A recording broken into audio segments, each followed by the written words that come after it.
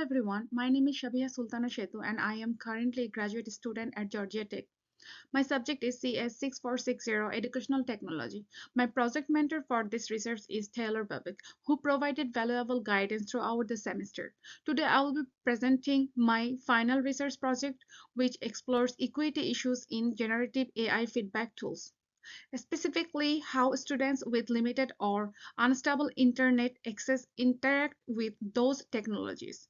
The goal of my work is to understand those disparities and highlight design opportunities that make AI feedback more accessible, fair, and supportive for all learners, regardless of their internet conditions or device limitations. My research motivation is rooted in a growing concern about equity in educational as AI tools becomes more common in K-12 and higher education. While AI feedback systems are designed to support students' writing and learning, not all students have equal access to the internet or reliable devices. This creates a real divide. Some students can fully benefit from AI supports, while others are unintentionally left behind simply because of their environment and resources. As I reviewed with the literature and spoke with peers, it became clear that fairness and accessibility are not yet central to the design of culture current AI tools. Many requires constant connectivity, high bandwidth, or updated hardware conditions that are not granted for all learners. So the motivation for this project is to better understand those disparities and explore how AI feedback tools can be designed to be more fair, more accessible, and supportive of all students in low resource environment. Ultimately, my goal is to help ensure that educational AI serves every student, not just those with the best internet connection. Research question. Here is the three question I got it from my mentor. How effective are AI feedback tools across diverse school contexts? How do low bandwidth conditions affect AI performance? What fairness principles should guide AI design for education? Those three questions shaped my entire study. They explore technical performance, student experience, and equity implications. Research methodology. I collected survey responses from 25 learners with diverse backgrounds. I collected the data using the Georgia Tech peer survey platform where many fellow students generously shared their experiences. I want to sincerely thank all the peers who participated in the survey. Their responses directly shaped my findings and helped me analyze real patterns around device access, study habits, and the usability of AI tools in different environments. And in the survey, there was a two type of question, quantitative and qualitative, and my focus area was AI users habits, device type, internet limitations, and trust and fairness perceptions. Participant location distribution. This pie chart shows the distribution of participant locations. The largest group comes from suburban areas at 32%, followed by urban participants and those outside the USA, each at 28%. Rural response make up the smallest portion, it's 12%. The diversity is important because students' access to technology and internet quality often differs by location, which directly affects how they experience AI feedback tools.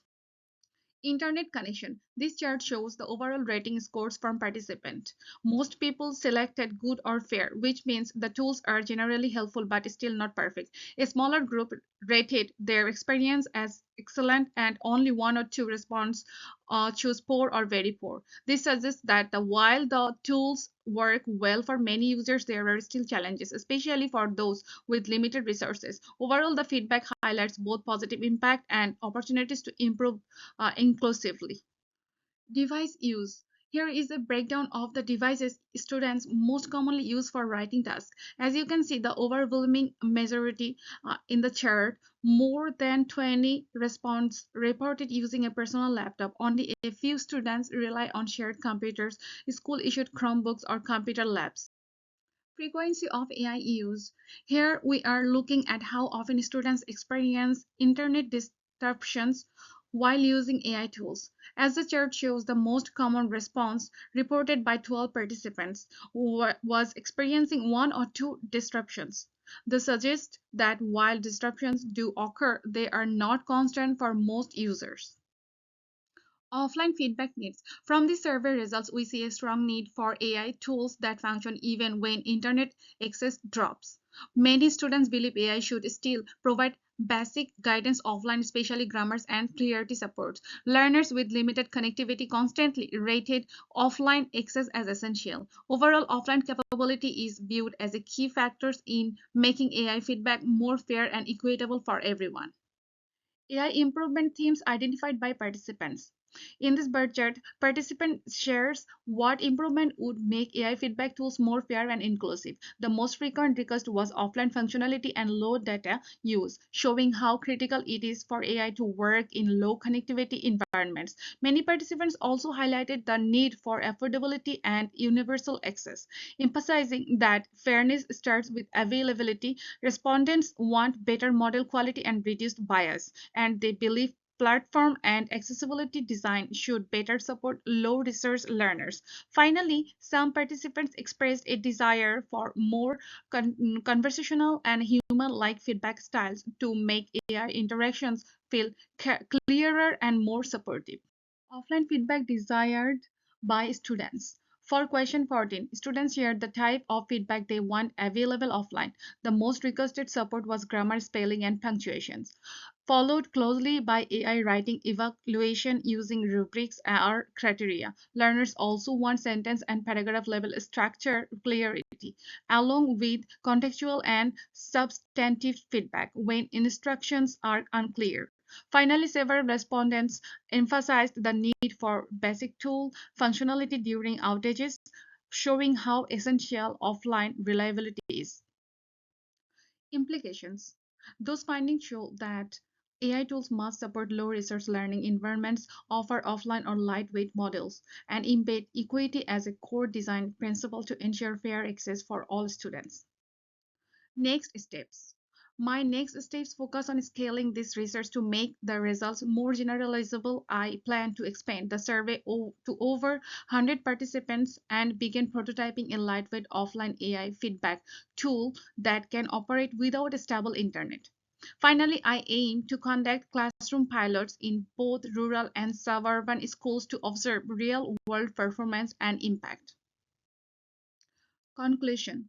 In conclusion, AI has real potential to improve writing support, but today's tools often fail students with limited connectivity. Offline functionality is essential, not an optional enhancement. Ultimately, AI must be designed with equity at the center so that every learner, regardless of resources, can benefit from those technologies. Thank you so much for your time and attention. I appreciate the opportunity to share this work with you all.